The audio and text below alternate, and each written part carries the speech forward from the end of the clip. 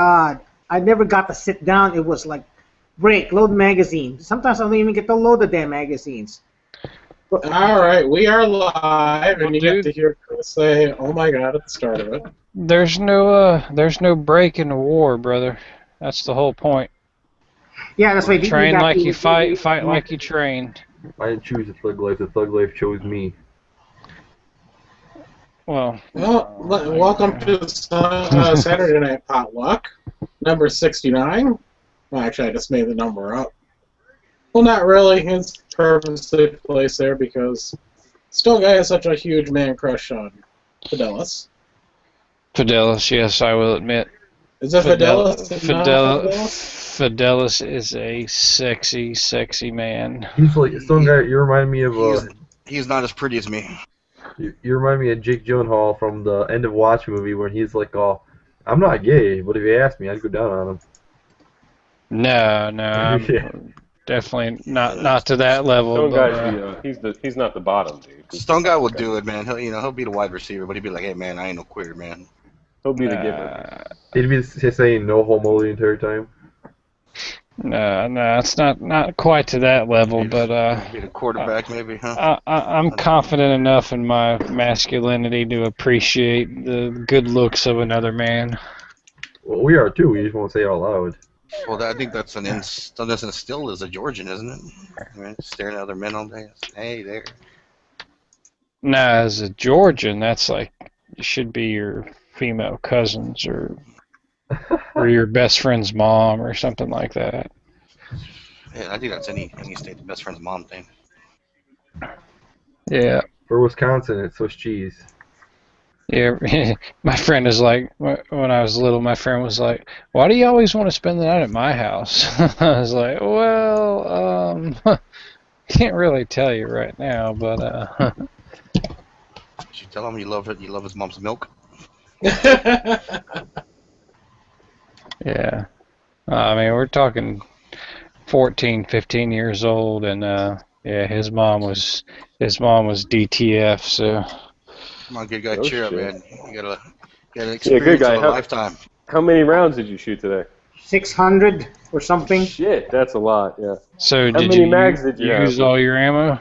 No, gladly I still have the. I used like maybe like one full ammo box, and then and about a third of what I already have, and then I still have the spam can still untouched. So. Is that counting handgun and rifle or just rifle? No, actually handgun I barely little. I shot like maybe under 100 handgun. Yeah, they just use that for transitioning.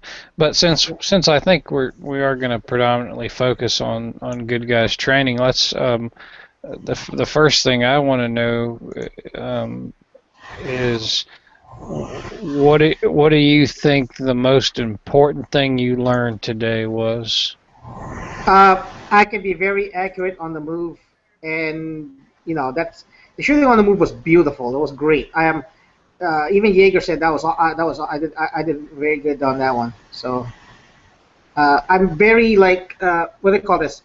Shooting this way on the move coming from left to right is hard, but coming from right to left was very easy. So.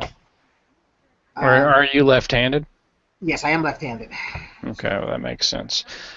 So now, other than the what you've described, other than what you, I guess, the accolades you're giving yourself, I was really trying to find out more. Yeah, well, I experienced it. I mean, that's what I learned is practically shooting on the move because I've never really done it that much before.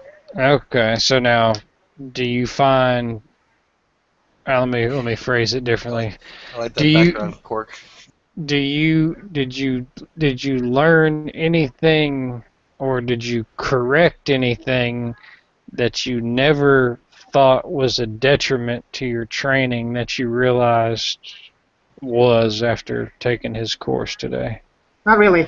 I improved a lot of things. Fast reload, stuff like that. A lot of the stuff he does, I barely have done even when I was in the Army. Okay, so I learned a lot of new things, and at the same time improved a couple more. But it's stuff that it's nothing. So you didn't have unusual. any bad habits to break, in other words. Not that many, no. Just they told me a few things. I followed through and I did them. Now let me ask you this: was he your actual instructor? Or did he have one of his staff out there? Yes, one of the staff, but he was there too. Mm-hmm. He was actually managing the serpentine course. Gotcha. Who was it who was out there? The bald guy? I can't think of his name. The tall No, the bald guy, the long-haired guy with a beard. Oh, Reed? Yep. Reed, there you go. Reed was a primary instructor on that one. Reed, I think Reed has got to be one of my favorite people, as far as, well, between him and that little juggernaut. Jay Gibson. Tim. Jay, no, yeah, the little The one from the Jay. Martial Fitness videos, the one. Right, the fucking little and dry little juggernaut beast. That guy's on my team in the zombie apocalypse. That's all I gotta say. Right, but so do you find them to be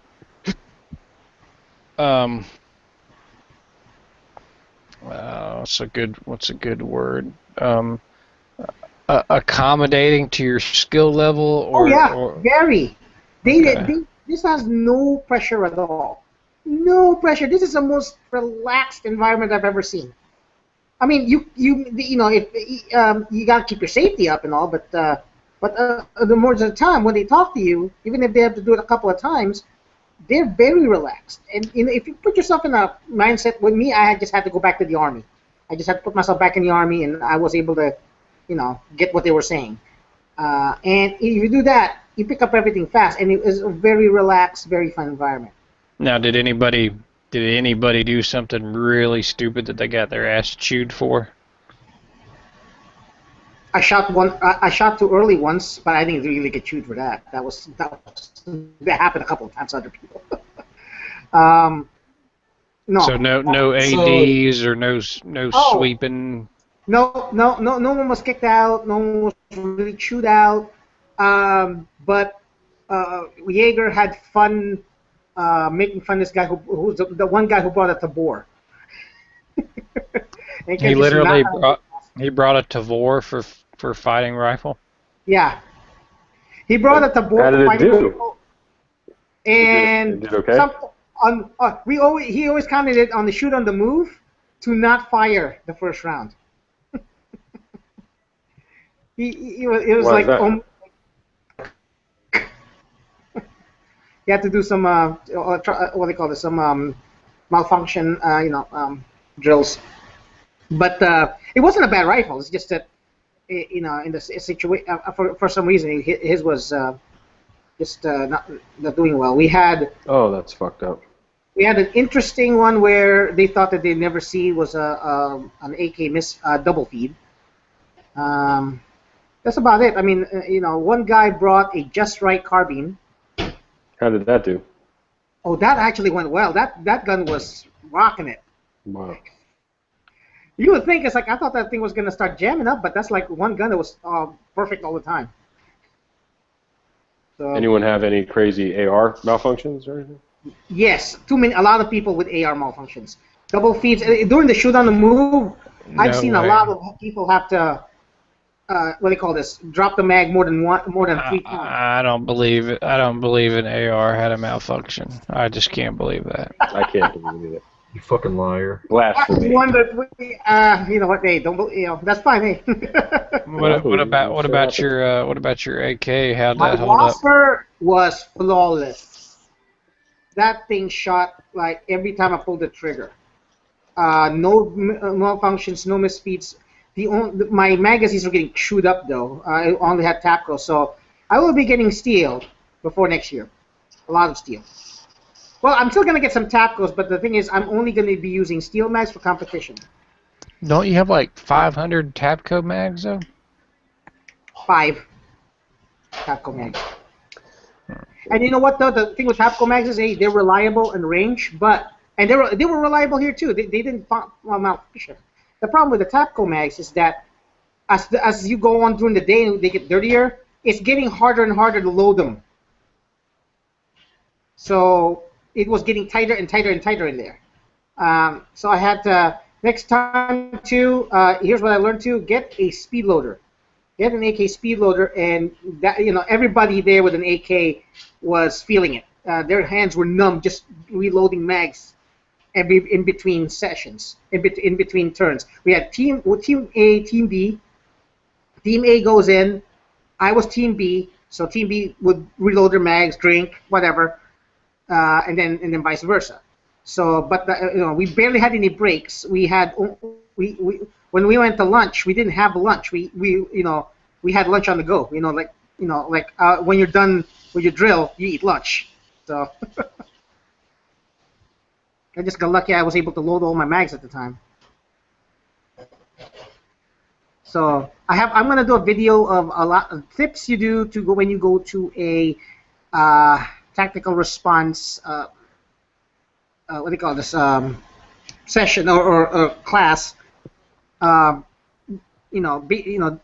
make your life a lot easier. Oh, like stuff you need to bring that would make it easier. Yeah. Now, hey, how much video footage were you able to get? Barely. The reason why is I thought by lunch I would be able to set up my camera. I didn't. So I did not. I barely had enough footage. G-Webs has footage of me during the first few sessions. That's about it. So I'm gonna have to depend on him. You're gonna have to see the rest of me on Ammo Nation. Nice. So you are going to make it on Ammo Nation. That is awesome. Well, I want to say this. I don't want to see the rest of you.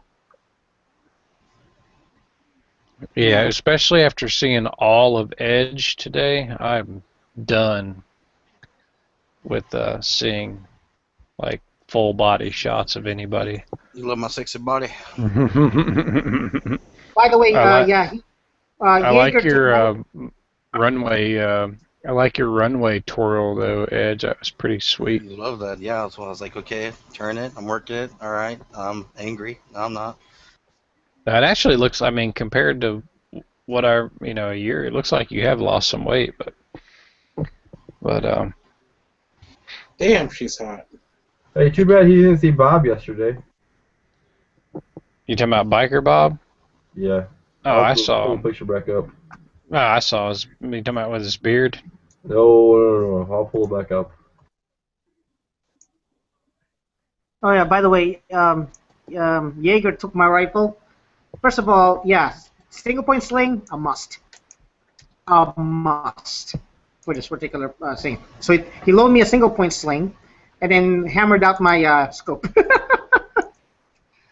I ran my irons all day. It was for a rifle that I haven't zeroed on irons. It actually was very accurate for what we did, for what we were doing. Why So couldn't you run the scope?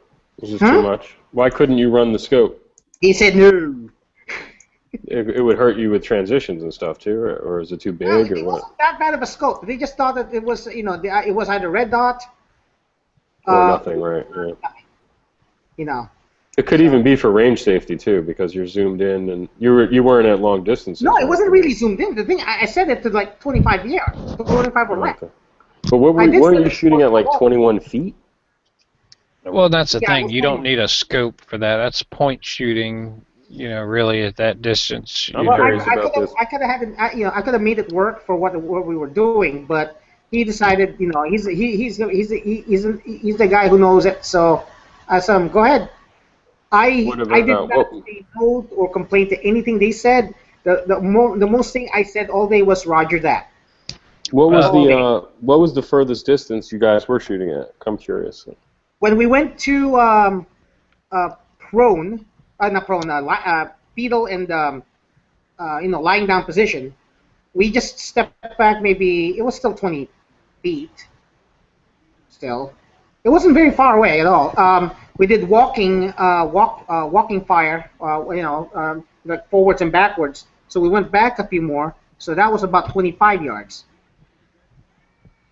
No, actually, not even that. Like. Yeah. So really, I mean, Like by the 10 time, yards, right? yeah, you can't worry about trying to find your reticle in a scope and worry about the shadowing and all that. the majority of the time, I was just focusing on my front sight and not the target, and I was still hitting. Well, and I'll tell you what, I mean, primarily this is to build tactical, muscle memory, if you will. It's not an accuracy class. This is to build fundamentals of clearing, right, clearing malfunctions, changing mags, keeping your feet moving, keeping communication with your team. This is also the first time my Ruger PD5 failed a couple of times. That's only because I keep dropping the mags to the ground. They were getting dirty. Okay, so Stone Guy, real quick, look at my screen. Well, let me turn my camera on. By the way, Glocks were doing the same thing too. No way in hell.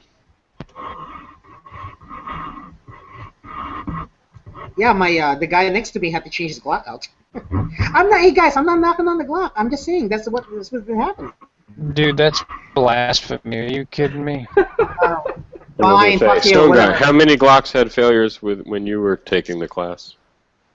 0. Yeah, mine too. 0. But my God, that's screen shares. Can you just remove that picture and that face and send that other picture directly to me? That's Biker. Oh, there you go. Oh, hell yeah. Hey, I think that when I saw that picture of Biker Bob on there, that my anatomy's crawled up inside my pelvis cavity. Now, Biker Bob is like a human version of a freezing in your own house. It's like a human Labrador. Okay, now where is she? Well, how come I don't ever see her? There you go. That's even better, dude. Biker Booby. Hey, Quark, show your screen shares. Booby Bob, dude. Oh God.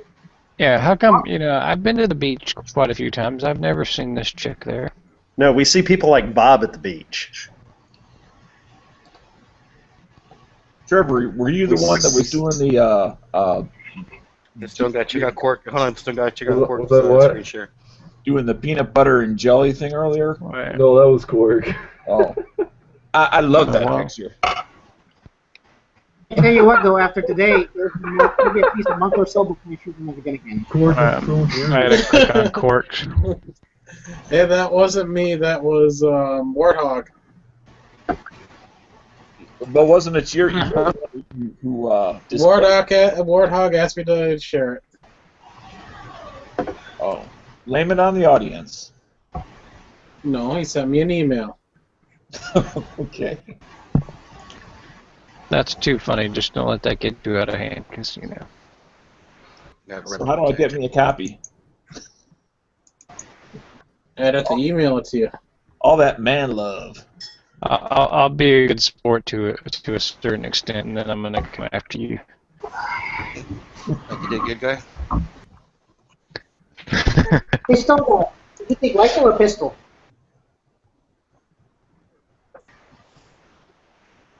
Stone Guy. Stone Guy is too busy watching figure skating. Wait, well, I'm sorry. What'd you say? He's watching. Rifle or pistol? What'd you say? Did you think Pistol. rifle or pistol? Pistol. Pistol. Yeah, running a rifle in supine position. I want to do fighting. I probably need to do pistol again since it's been so long. But I want to do fighting rifle, and I want to do a force on force. Is really what I want to do. There were a couple of high school kids in there. There were a couple of high school students, 18-year-olds. One had an AR, one had a Panther. It was pretty cool.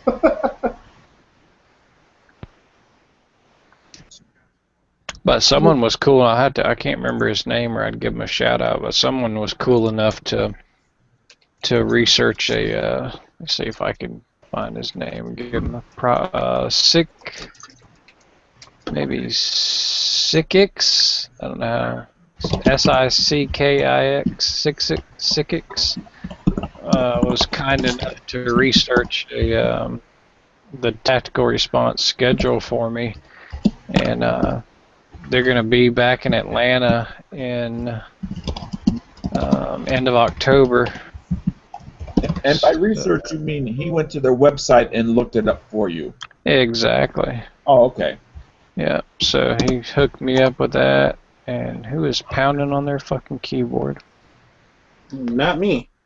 But Not me. yeah, he looked it up for me, and so hell, hopefully end of October that'll give me plenty of time to get with James and get all my ducks in a row and So, maybe go take that one.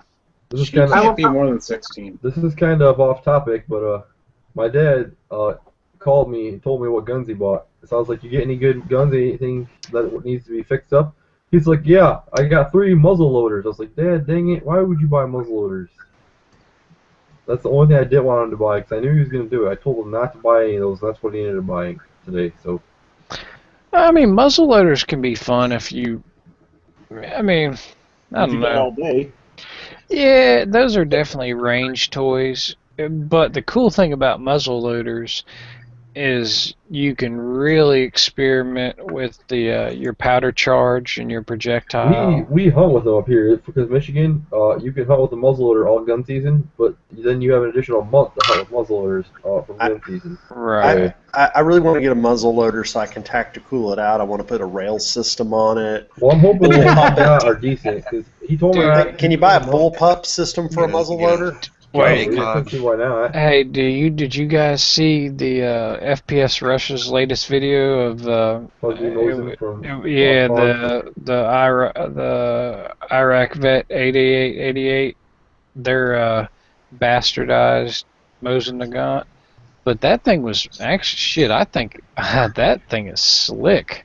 I thought that was the neatest or the best modification on a 9130 I've seen yet. Yeah, but Eric from Iraq Veteran, he's been doing that for a while. Him when he was doing that like 4-part video with him and Ray modding that one Sporterizing Mosin. Yeah, it's sweet though. I mean, I'd love to have something like that. But It seems to me that guy Ray is the real genius behind the gunsmith. Yeah. He's the one who really knows what he's doing. yeah, it's just much better than the Archangel, drop-in stock kind of deal. I will say this, as far as that goes, the cool idea was Ray comes up with a lot of them, but don't let it be fooled because Eric, like he's put videos up before, and that guy is a freaking genius when it comes to stuff in the gun shop, working around problems and installing stuff. The guy is like, I don't understand. He makes an installation video look so easy. I tried to put one of those Rock Solid Industries mounts on one of my buddy's Mosins, and that thing took me like freaking 6 hours. Well, dude, you're gonna screw up anything initially, and that's how you learn all your fuck ups. It's like any mechanic in any trade or skill set. You're gonna screw up a lot, and you're gonna hopefully you'll get better. I mean, once you do it 50 times, and then the magic of editing, and it makes it look a whole lot better. So I go up to Moss one day, and one of the guys, I won't say the name just in case there's any repercussions, but I go up to Moss Gun and You're not gonna pull Trevor? No, some new a new item had come in, and they got a little lot in the back of the store. It's not really a range, but they've got a little bucket and stuff they go back there and shoot in. But so the guy steps in the back and he's like, "Yeah, come check this thing out. It's a new item we got that goes on a 22 pistol." And so he takes it out back and and we're in, basically city of Atlanta. I mean, it's South Atlanta, but we're near major highways and other businesses and roads, and he takes a gun, holds it straight up in the air, and pops off about 6 shots. I'm like, holy crap, dude, are you kidding me? Yeah, and he was like, well, you understand that once it falls, it loses, when you do it completely straight, and the whole Mythbuster thing about, as long as it's not on an arc, it's gonna hit Terminal velocity. Right, reach maximum velocity, and then as it falls back to Earth, it's not gonna do any damage other than maybe ding a windshield or or something like that. But I just thought it was funny that he just stepped out back and popped off a few shots straight up in the air. Yeah, if I didn't know it was coming, that would shock me. I want to make this announcement here real quick. It looks like Gun Channel's chat is having issues. It's not auto-loading, so you have to hit refresh. You want to see new comments, and tonight it's going to be just strictly us. Until you guys can get it fixed. Anyway, there's a question in there from Tactical. So I certainly could have had like 35 AR mags and not had to do any reloading, right? Yes. Maybe, yeah, because we have people like that. So yeah, so if you had a lot of mags, you could, you could have gone there with all your mags preloaded and that. But at the same time too, that's just if you were like prepared ahead of time. But yeah, before next year's class, when they come back here next year, they will come back around the same time. I'll take all 4 classes, and with AK mags being cheap as they are, even the steel ones, I should have at least 20 mags to go, and a reloader. And here's the thing: is if you don't have all your mags loaded, then if you want to get out of a conversation with someone who's annoying, you'd be like, I gotta load my mags. Yeah. But here's the thing too, though. The majority of the time, I would like what kind of messed me up is they told us to unload our mags and put only 6 rounds in there for the pistol training. So most of the time, though, we barely. But near the end, I barely had to put more, reload the round because I had like 10, 15, 20 rounds in there in a mag.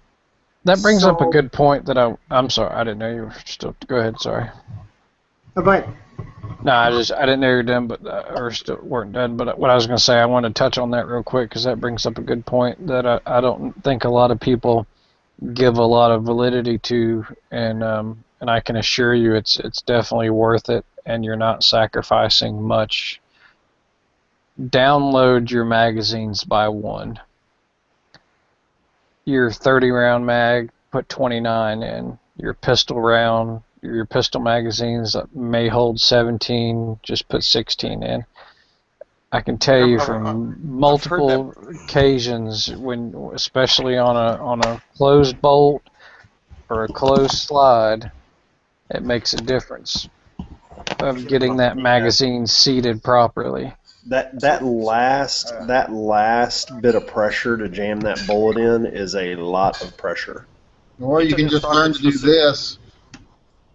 Are you specifically talking about rifles or in general? Or well, more so, I find it more so. Glocks. I've had all my Glock 22 is the only Glock I had before, but I've had that thing full all the time. I don't shoot a lot. Where you can just learn to just do this. I can't see what did you just do that you're. He manned up. Smack the bottom of it in. Well. Yeah, I mean. Stone Guy has tender hands. He exfoliates a lot, puts a little lotion on. He can't be whomping mags. No, but you're. Mag is mandatory in class. Even if it's called topping off. Even if you only shot 5 and there's like, say a 15-round magazine, you have 5, you have 10 left. You drop that mag.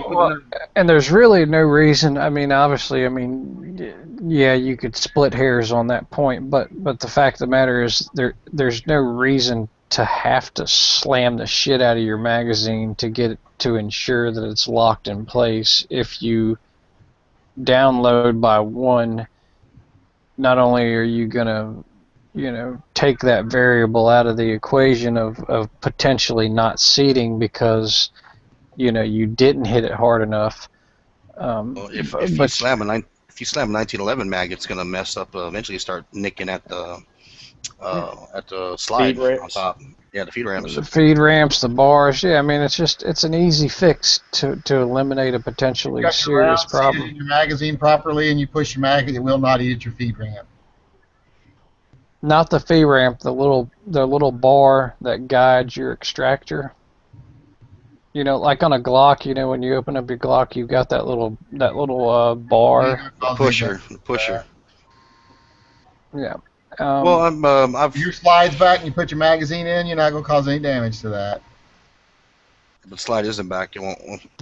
Why would you rack your slide back, you ram your magazine in, and then if you're topping it off, if you want to top it off, you're still not going to really damage it too much.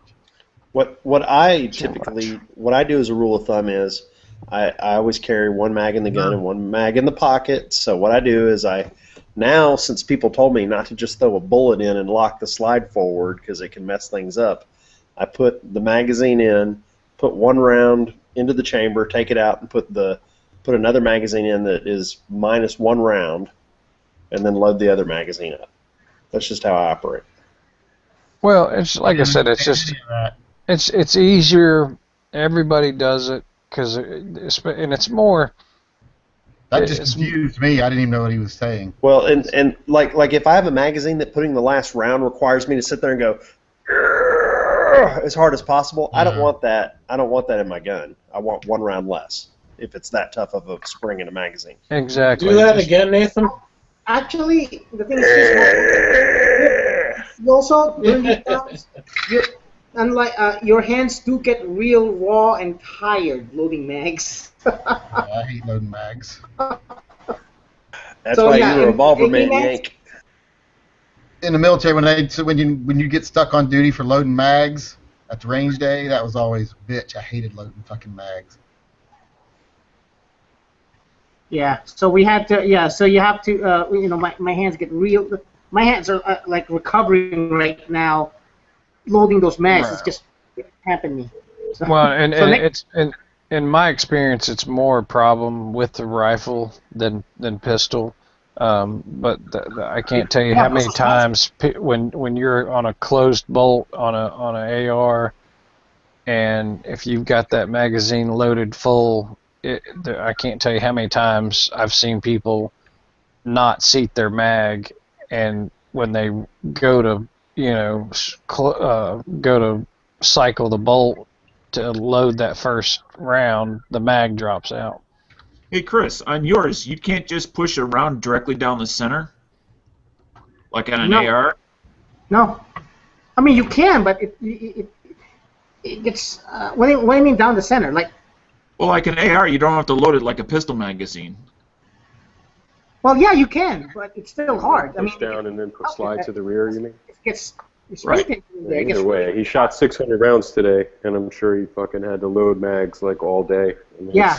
8 hours of loading mags, probably 4 hours of loading mags. It didn't help when I burnt my finger on the barrel. I brought when I did the pistol class, I had 7 mags, and I felt like I was, every time they were like, take a break and go drink water and load mags. So that's all you did all day, besides shooting. And then, like you said today, what was your lunch like? Your lunch was like grab it real quick, right? Grab and go. It was like I bought like a chicken salad sandwich, and I ate right. I was lucky that my mags are really loaded because the last one we only shot like almost like just 10 rounds for some reason. On the drill, got back to reload. I ate, so I found a chance when my mags were fully loaded. Do you guys any of you guys use those? I think they're called Uplua. Yeah, no, nobody was wise enough to. I think but they have one for the rifle. But some of for the AR pistols, those are awesome. The AK people did not. So I didn't even know they made one for rifles. There was an amazing amount of AK-74s in there.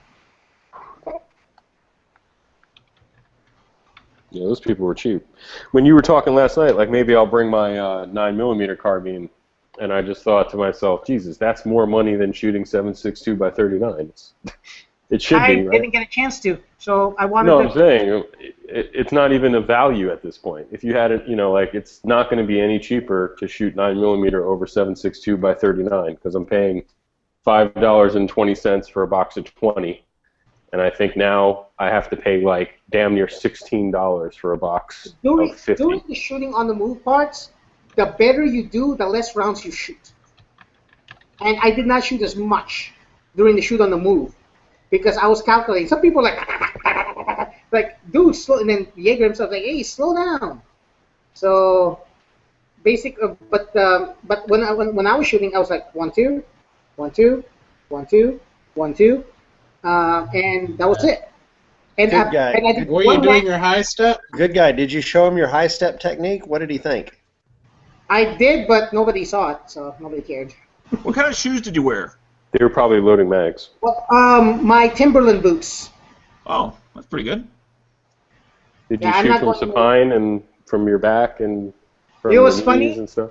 The guy who showed up in with the Just Right carbine wore jogging pants, track pants. Did they get ripped up by the end of the day? No. The kneeling part wasn't that bad at all. You didn't have to. Yeah, you didn't think you needed knee pads, did you? I didn't need pads, not that range. No, it was all No. same shit. So it was fine.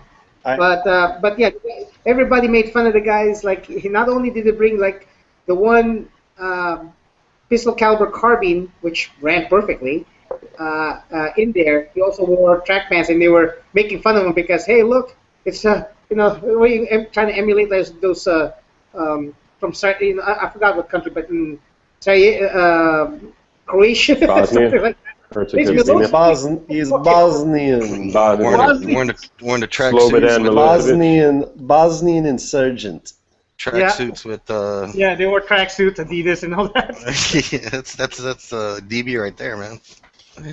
So one time I took my old boss out to play airsoft. He showed up in track pants, a white shirt, which I have no idea why, kind of a whitish off-color beige shirt, and he wore these hiking sneakers. He twisted his ankle within 5 minutes of starting the game. I never I heard of believe. hiking sneakers. Yeah, they basically are green camo-y type sneakers. They have no ankle support whatsoever, and like we just looked at him, we're like, "What are you wearing?" Kinda like Oh, those- these are hiking shoes, and he twisted his ankle, and you're like, Not very tactical. I wore Brooks running shoes, and that's what Reed was wearing too. It was pretty funny. No, I didn't wear boots or anything like that. I wore jeans and a polo shirt. There were so many people there with knee pads, 5'11" boots, all kinds of fucking tactical everything. Those super tactical pants. Wasn't necessary for that class anyway. And what, Chris? How many mags could you hold on you at one time?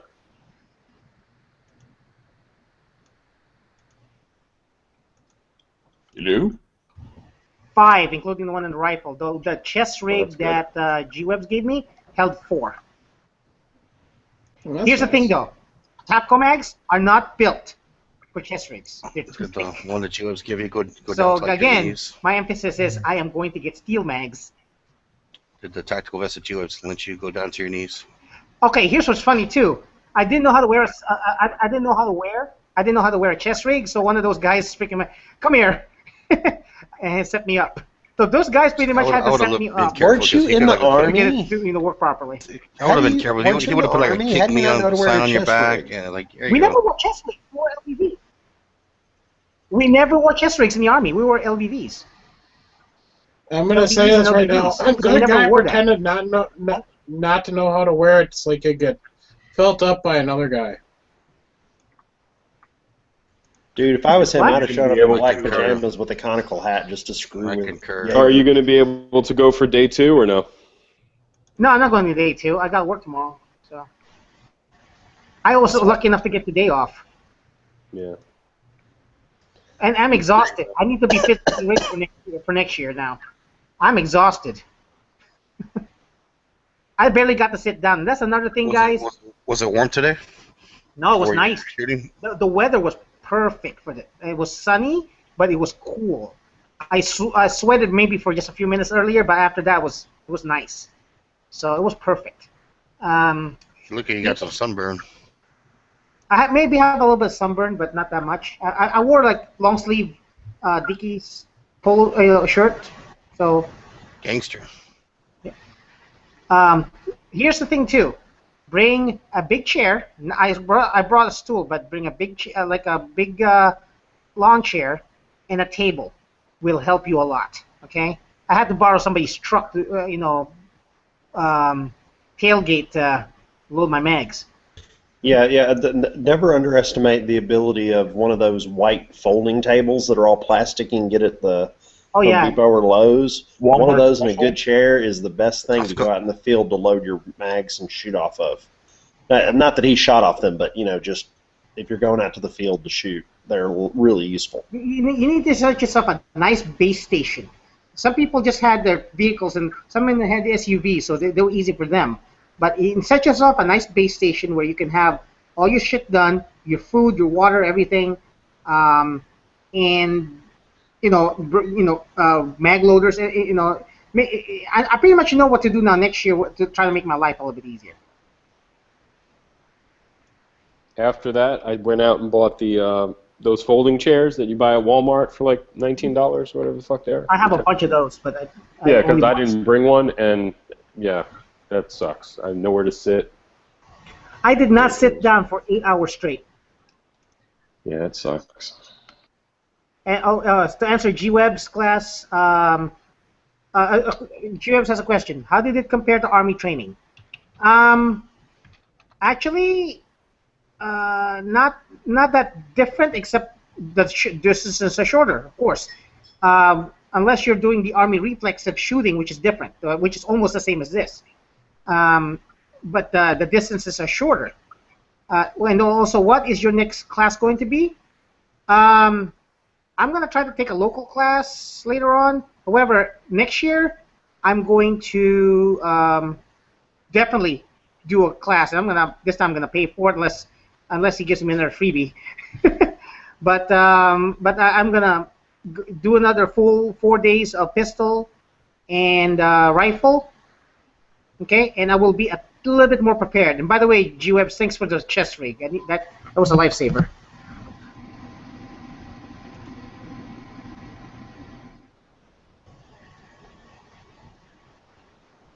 Anybody else? Do they mention the chest rig in the things to bring? No. Well, no. Yes, they did. They mentioned stuff to bring. So I was semi. About because I thought yesterday you had mentioned about how many magazines and so forth. Yeah. They mentioned it in the they have their thing. Yeah. And it's 1,500 rounds recommended for 2 days. So I only shot like 600 plus rounds. That's a lot. Wow. But hey, you know what though? I am so glad this happened now after I got my Wasser. That Wasser is a champ. If this was a few weeks ago, I'd be doing this with a Mini 14. Is there anybody there that brought a gun that was just like you? Everybody kind of looked at him like, "What in the hell are you thinking?" Yeah, the Just Right carbine. By the end of the day, nobody said anything bad about him. The Just Rights, I've looked at. That's one of the ones I've been wanting to get. They functioned flawlessly. Oh heck yeah! That thing, it was like so silent too. Like we could have taken off our air protection and we would not hear it. Was he using 9mm? 9mm, yeah. Right. He was an ace on that thing. He was hitting everything, and it felt like it was shooting like like he wasn't even moving. So sometimes now I wish I really did. I went ahead and started the whole thing with the PC. That Just Right carbine supposedly was developed by some old Vietnam vets or retired military nonetheless. I don't know if they're Vietnam vets, but some military guys. It's an American company called Just Right Carbine. It uses the Glock magazines. So that was really what really perked my interest, being that I have so many Glocks and the magazines. So that was a big feature. So that's nice to know that they held up through one of those classes. So anybody bring a 1911? No. I would have heard about it, and Yeager would have said something about it. What do you call this? There were a bunch of different pistols. There's FNs, XDs, a lot of Glocks, That's about it. I was the only one who bought a Ruger, but the some guys had their own hammer pistol. I forgot what it was, but somebody had a double action, single action also.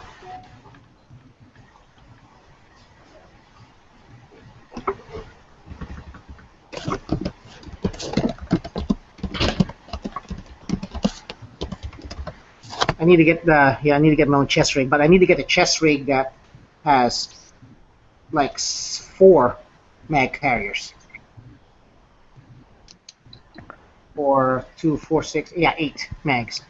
Now, when you say a chest rig, would that just be more accommodating, say, than a battle belt with your AR mags? A battle belt would have been fine. I mean, I saw a bunch of guys with battle belts. It's just chest rigs are easy access. I'm also thinking about getting a battle belt instead, because I see a lot of people with them, and it's a lot easier to grab them, and it did not get in the way.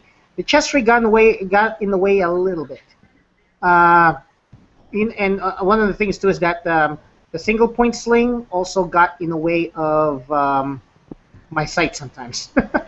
Now, with the single point sling, were you guys were actually retaining the rifle with the sling while you were shooting? Oh yeah, drop, pistol. Yep, we just drop them. We put them on safe, drop, pistol.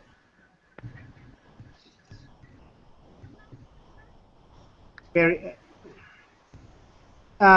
It was transitioning was fairly easy.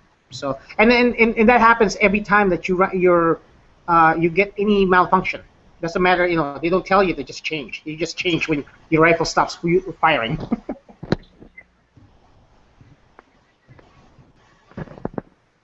It's kind of embarrassed too, because I was forced to use my pistol once in front of Yeager, and I didn't. And I had I fired 5 shots and only hit one at like 5 feet. I was panicking.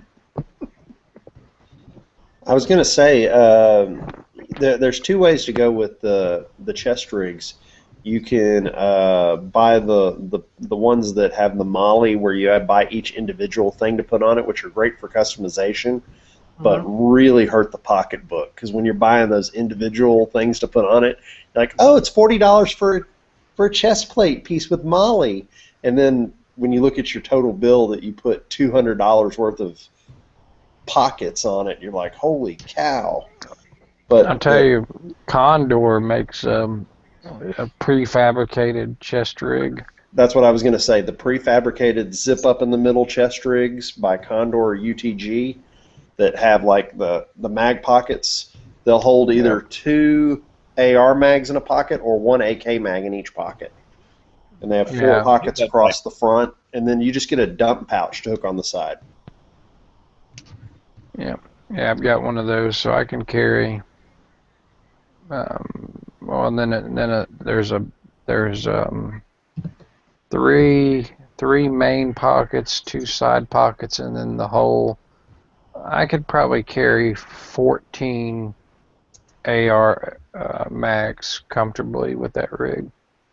What are those entry-level Condor all-in-one chest rigs run? Would that already have it sewn in? Yeah, they're $50 tops. Yeah, 40, 50 bucks, yeah. Yeah, depending on where you find them. So, I mean, compared to spending $200 to $300 on a one you fabricate yourself, it's not a bad deal. I like mine. I use mine for years. So you ever heard of Vertex? No, what did it say it again? Vertex, VERTX. They make like clothing, BDU, the really, really cool gear. I went to this place called Top Brass Military today, and it's just like this. If you're into all that stuff, that gear, they have everything. I was like, I can't believe they keep all this stuff on inventory. Because, like, if you're into all that shit, I mean, you can easily walk out of there with a couple $1,000s, blown on just gear and getting all set up if you're into all that stuff. And it was a really neat store. And they have this one outfitter called Vertex, and they had all the coolest cuts, for like BDU tops. what they call gunfighter shirts and caps, and it was really neat stuff.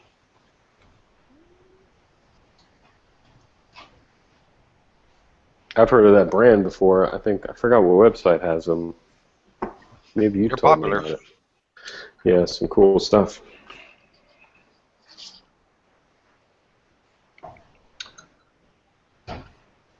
Good guy. I just went back and found a video I did on different types of vests I've used. Mhm. I had to go way back. I had to search. I couldn't find that video. That video is back before I had my gun safe. I built my bench table. That thing's like 2 years old almost. What the hell is this all of a sudden getting dust in between on the gun channels? It's like, can you carry your, what the hell?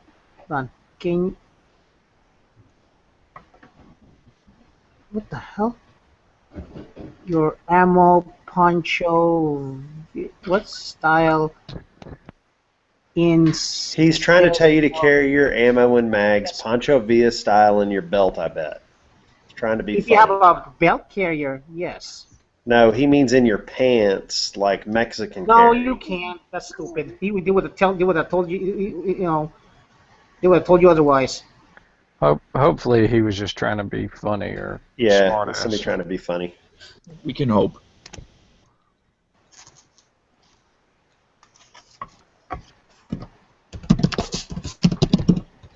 Now for the were you shooting paper or steel? Paper, cardboard. We're not gonna get that close with steel. Oh, 11, Minimum- 11 12 feet's perfect for steel. That's minimum. No, we were doing cardboard. Hickok shoots I don't know, steel from like 10, 15 feet all the time in his videos. Is it facing down? He's okay. I don't know. Well, like, you- like a downward slope. I don't know how his target's angled, but it's Yeah, down. USPSA rules is 11 feet. I think is the prerequisite for like when you're setting up a stage. You can't have it to where you're engaging steel at closer than 11 feet. Yeah, you have to understand though, Yankee, when Hickok's engaging steel at 5 feet, it's like shooting from a second-story window because he's so freaking tall. I don't think it's 5 feet. I think his closest targets are like 10 feet, aren't they? Yeah, probably. Hey, just speaking of G-Webs, we're calm. We're waiting. We're okay. We're very mystified what's going on. It feels like the chat is in a black hole, moving very slow. Nate, I have a question for you. I gave up on it for now. What's that, Dano? Oh, I was just saying to telling Nate I had a question for him on the side. That is a tiny Glock. So, That's what she said. So, Yankee, what's the temp in your garage right now? Not bad right now. It's like 37 degrees. I heard you guys got more snow today. We did, but now we have freezing rain coming down on top of it. So there's like a half inch of ice on top of the rain right now. My car is under an inch and a half sheet of ice right now. So I haven't moved it all day. When we went to the store earlier, we walked. So now my car is covered in ice. Well, hopefully you guys won't lose electricity. We won't. We got all of our power lines are underground. Do you not that have is the very option nice. of like putting a carport out in front so at least your car doesn't get ice on it? No. Hey, Dan. Yeah. Okay, Dan. I've got the last link you just put down there. Yeah. I've got the Condor Tac 7 pocket chest rig. It's the one that says $27.95. It's like second to the last row. Okay, I see that. Okay. It says Condor Tactical Gear 7 pocket chest rig. That's the one I actually have. And that, like I said, I can fit. It's got the 3 standard mag pouches and then the 2 larger pouches on the outside. Yeah, because I was I'm looking into taking a class this summer, but more, nobody famous, but just, local in my area taking a class, and I would need something like that. Right. I mean, otherwise I would have no need for it. Well, yeah. Well, I went with that one because the larger pockets on the side you could actually fit, like a med pack, and then it's got your top pocket there. You could put a knife or something like that in that, and extra pistol mag in that top pocket. Is there one area where I could attach one molly pack to it, or no? No, but now if you want to be able to do that, if you go down to the very bottom row, and it's the Condor Rapid Assault Chest Rig. Now that one is strictly made for just a complete mag carry, and then that's got the molly on the front, and that's an excellent setup too. The one that's for $32.95. Oh, okay, and yeah, because I do have a separate Condor first aid rig that I normally carry with me to the range, and it'd be nice to have something to attach it to. Yeah, you buy that one, you buy a couple pistol mags to stick on the front over to the sides, so you have a pistol mag holders, and work out real good for you. Okay, so my first aid kit will fit on that. Anything with molly you can stick stuff on. Okay. The one Stone Guy was showing first that he has doesn't have any molly on it, so just look for the straps. Okay. But that's basically the one I got. If you look at my video, I have the green one that's the preset one, and then I throw the other one on. But again, when I play airsoft, we have to have so much crap loaded on us. I literally carry about 20 mags on me, on my person, and hydration pack and all that stuff, because you're just basically constantly throwing BBs at people. Mm-hmm. Carry one pistol in a drop leg and one pistol in the vest, just so I can cover a hallway both directions at a corner. I suck shooting left-handed though. But all you got to do is start firing down the hallway to your left, and the guy ducks. Speaking of switching sides, we did a drill where we were shooting on our regular strong side, and then we would switch to the weak side. But we would not change our hands. We shot like this. And when I did it, I couldn't put enough space. I couldn't aim properly, and it punched me in the face. Felt like the gun beat me up. Was there any lecture today in your class? No, right? Yeah, I had some lectures in the beginning. Did they say anything about don't let your slide hit you in the face? Or did they figure that was self-explanatory? He said, no, he said, that will happen. It happened right in front of Reed. He said, oh, it punched me, and he said, that'll happen. Just curious, like, out of the class, do you know how many were civilians, just people like us, or people that were there? Yeah, were there any law enforcement there? There was a doctor, a chef, 2 high school students, 1 cop, one only military, one side, like a technician. Yeah, it very varied walks of life. Yeah, that's what it was like with my class too.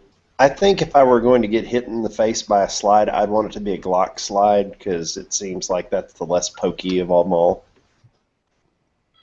It wasn't. I wasn't hit by the slide. It's just that the recoil punched me in the face, because I was shooting it like this, and so I couldn't rest it on the shoulder properly and aim it at the same time. Well, DB stole my damn question, because that's exactly what I was going to ask DB, because I think that's especially since he was filming Ammo Nation, it's nice to know the demographic that was there to kind of help, because that was their whole logic behind doing this, was to get it out to the public that it is doctors and lawyers and school teachers and everybody that are into shooting sports, and it's not just the crazy wacko rednecks. So that's nice to know that in your class, just in this one class, that there was such a variety of demographic there. Yeah. People who pay for training classes, who pay for concealed carry licenses, who pay for training, who pay to have experts tell them how to do things, typically aren't your backwoods rednecks, although there are some that get in there. But I mean, that's what people don't understand is they always have this perception. The media plays out where they show the toothless guy talking about how he accidentally shot his cousin, and everyone thinks, oh, people with guns are like inbred hillbillies. Yeah, most of those backyard, whatever you want to call them, a lot of them think they're experts and that they don't need any training and that there's nothing they can learn from anything because they shoot in their backyard all day,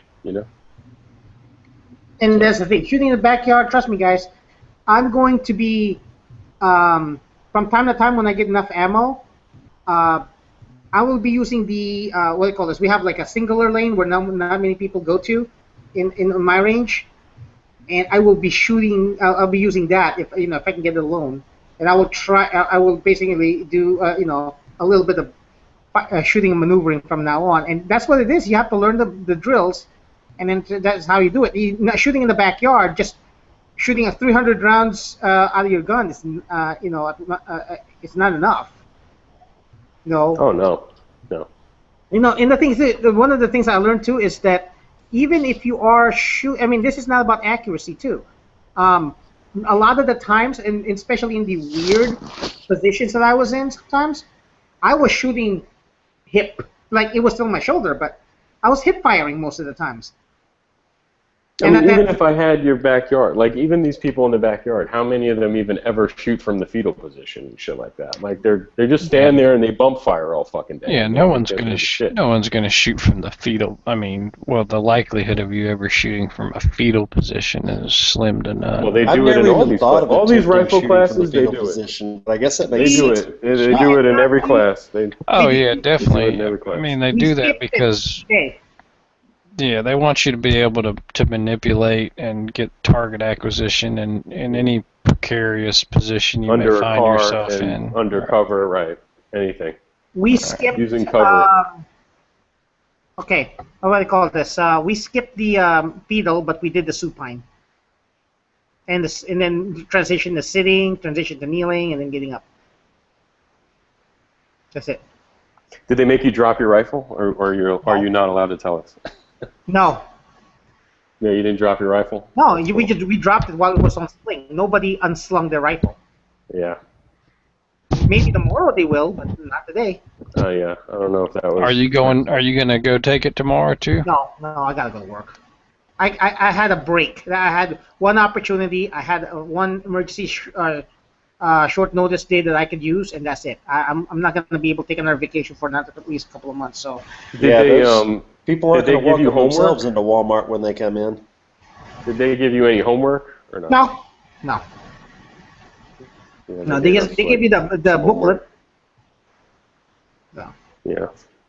I want to discuss with you once we go offline, if we ever go offline early enough, on how nice Yeager was to me. I wouldn't expect him to be any other way. I never met him. So. I mean, let's just say we've had a few interesting interactions. Reed and Tim were my guys. I know a little inside information on that. Good guy. He really felt pretty bad for you, so I think he was extra nice to you. Well, here's the thing, okay? Damn kids. I put myself in the minute I got there, it's like, okay. Remember how it was back in the Army? You gotta think that's the same way. So I pretty much put myself in a mindset while on my way there. And so anything they threw at me, I didn't care. And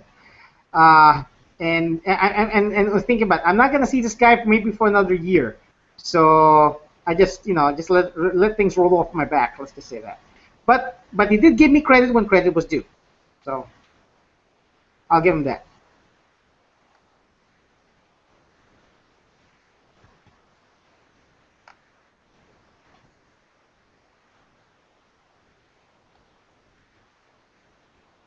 Okay. Punch you in the face. I thought maybe he was going to knock you out or something like that. Now, what was the coolest or like most tactical or most freaking awesome rifle you saw out there today? Did anyone have any mall ninja'd out rifles? Not that many, no. I've seen a few like minimal, like with flashlight, no lasers, flashlight, ARs with the expensive Eotechs and the magnifiers. The coolest one was the Tavor. The Tavor was decked out, but on the couple of times where on the first shoot on the move, right, when we're going from left to right, you're supposed to, if it malfunctions, run. Don't fix it, just run. Okay? He came in, click, and everybody laughed. Yeager laughed, and everybody laughed. Oh, so the Devore did have a malfunction? The Devore had a malfunction, yeah. Did he not have a round in the chamber, maybe? His mags were loose.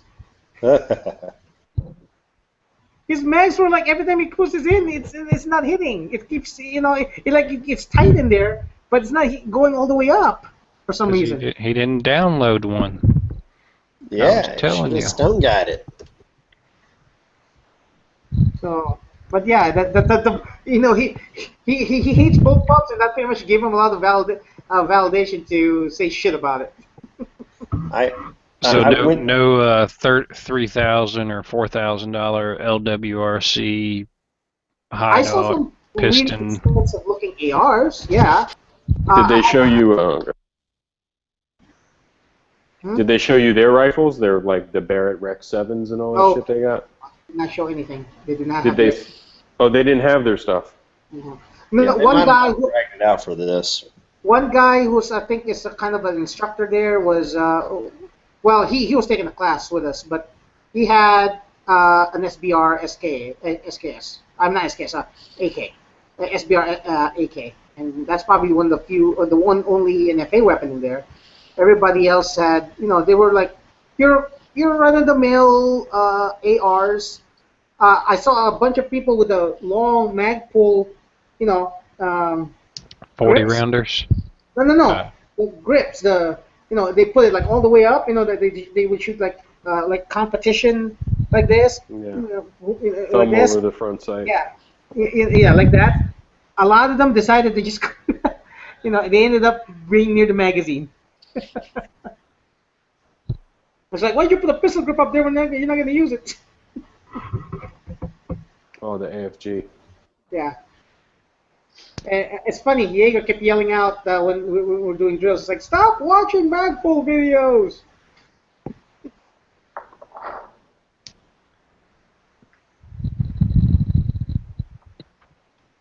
High speed, low drag. I never watched their rifle stuff. I watched their pistol video on YouTube. Okay, so I've heard the term operator as fuck thrown around a couple times. Not right now, but like recently. Look that up on Urban Dictionary. No, we didn't hear you. Look up the term operator as fuck on Urban Dictionary. All right, why don't you just tell us what about definitely, it? so we can save a lot of time here. I am, so I know. What do you know about about a it? Shamorg today, or whatever what they call them. Joking, Urban Dictionary. Shamog, yeah. So I got one of those. I haven't figured out how to wrap it just yet, but I'm like operator 1.0. Oh, I know how to wrap a shemagh around my head because I am. And just go down to some local gas station and ask the little. And another thing I'm too. more operator than you because I got one sitting right here. That's another thing right there. Too many of the people with capillas. What the hell? Hey, that doesn't count, Yankee, because you're in the freezing garage. You're probably just cold and need to wrap it around you like an old grandma. I got hold right now. Too many people with those, over there. And it's like, dude, are you going down to the downrange, down in another country or something? Come on, You just look cool, dude. Well, some shamogs are great for all sorts of stuff, though. Oh, they are. They are. I wore one today to the grocery store because it was freaking freezing rain and pelting you with ice pellets as you walked. Hell yeah. I wore one to the store today, and no one looked at me. Is it the one I sent you, Yankee? Yeah, it's the one I wore to the store today. Did you think about me when you were wearing it? I thought about you while I was doing something today, but it might not have been that. Of course, now I have to invest in quality Eotech because, like I said, he said, with your permission, can I take this shit off your rifle? Thank God. Yeah, maybe you'll listen to James. That's what we've been telling you for a year. Well, well, because I wouldn't say no. I mean, if I was in a non-army, non-military mode, hard-headedness, well, I'll deal with What this, the right? hell is that? Who's suffering But the he gave me the free class, so what the hell? I'll give him that, and I worked okay with the Hey, right camping there, on zeroed sites. the money you saved for taking that class, you can go buy yourself a high dollar optic. I am, and I'm looking for either a Redfield or an Eotech. So later on, Or I am. or the Aimpoint. Do the Aimpoint Pro, man. For I thought he said 400 Eotech was bucks. shit. How many times have I heard him say Eotech Well, is shit? hold on. Let me clarify his stance on that. He loves Eotechs on an M4 platform, but the problem is that's the only thing the Eotech was designed for the M4, so you can't run. Well, you can, but it's severely. You have to severely modify it to get it to run on any other platform like an AK.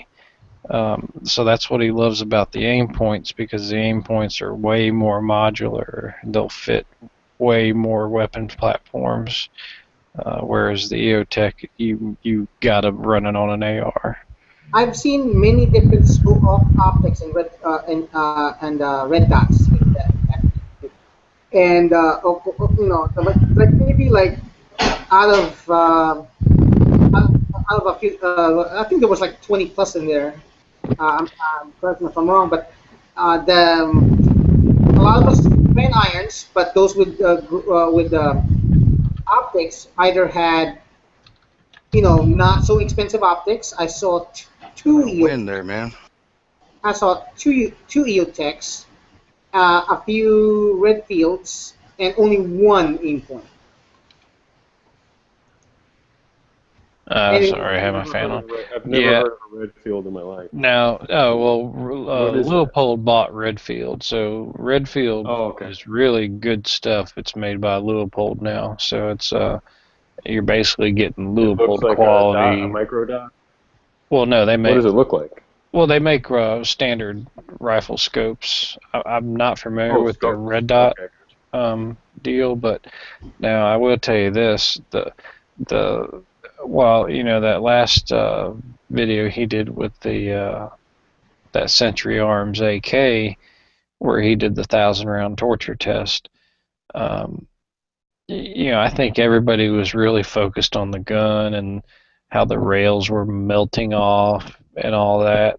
And I was more focused on the fact that he put 1,000 rounds through an AK with that aim point on the top, mounted basically right on the hottest part of the rifle, and that thing held up. I mean, I think that was that would have been a better testament to the Aimpoint Pro than the actual gun itself. For the price point, the Aimpoint's battery, you turn on the Aimpoint and you leave it on for 5 years.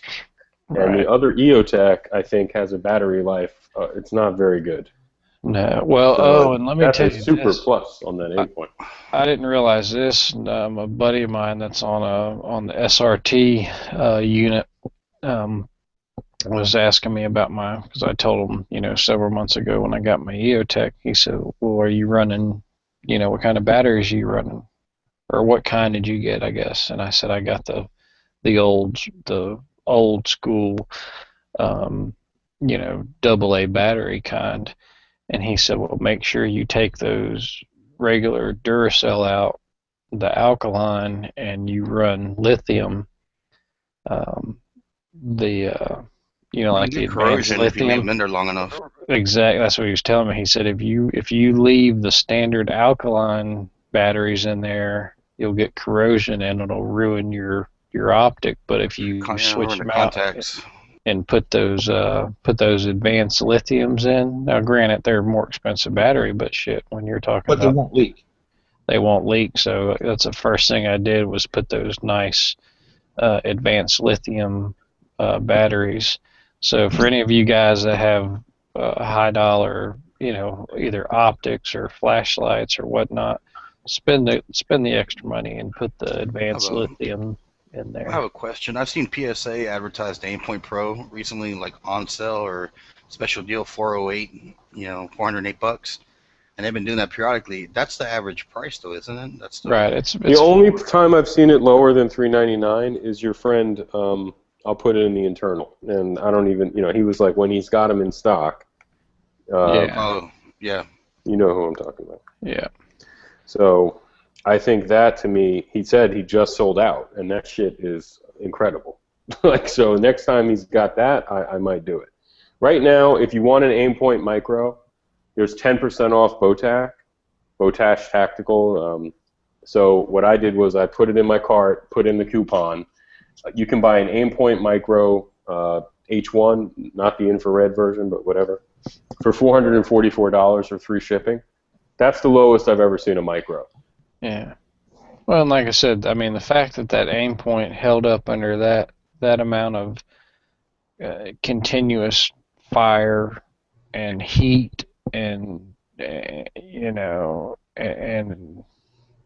and worked flawlessly, I think was a testament to Aimpoint. So. Well, I watched this video where Larry Vickers shot the Aimpoint Micro with a 12 gauge. He used I think it was 6-shot or something like that. And he shot it from the side. He didn't shoot at the glass. But he took the M4 rifle, whatever, he put it on a mountain, on a hill, and he started shooting at it with the 12 gauge. He picked up the rifle, looked down the sight, it was working. The red dot was on, and it was zeroed. Yeah, see, that's incredible.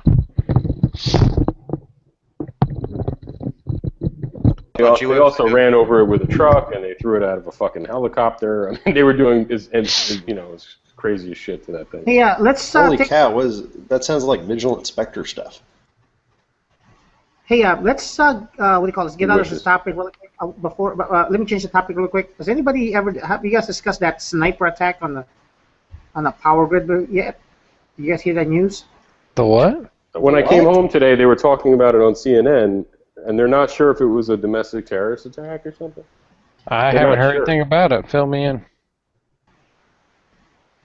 I don't know. It was like the third occurrence, and then they cut some underground cables, and they knew exactly where to strike, and I think it's a planned attack to try to take down the power grid. They were sniping it. It looks like they're using other things. So.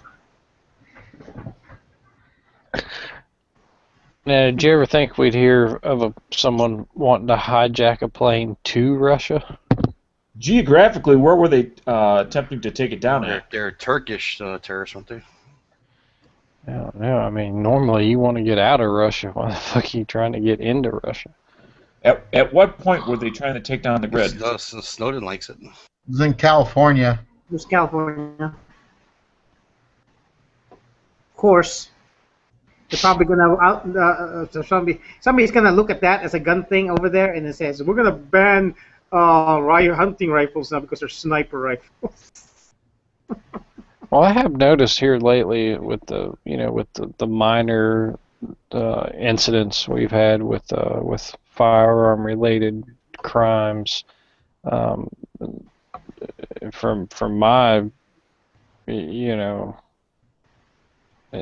don't know, observation, it seems like that they haven't really focused as much on the gun here lately. They seem to be focusing on the facts of the criminal or the person itself and what the crime, more so than the fact that he had a gun, which I think is a good thing. Did you get an email from the NRA ILA about Georgia, like some really pro-gun bills getting passed as committees in the state Senate today? It was like Friday.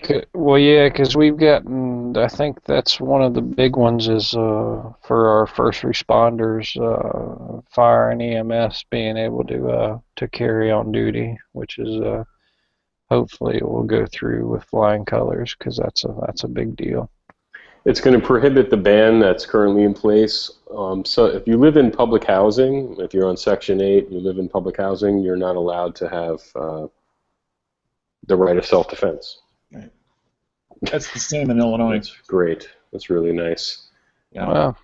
Well, I don't want to get into that because that's I don't know. I guess if you're How about that? I'll give you a little like a scenario. Single mother, tired of her husband beating the fuck out of her. She moves in. The only place she can get. She doesn't have a job. She gets Section 8 housing with her kid. She's living there. But now all of a sudden, because she's living there, she can't protect herself. It's bullshit. Right. Police are there to take care of her.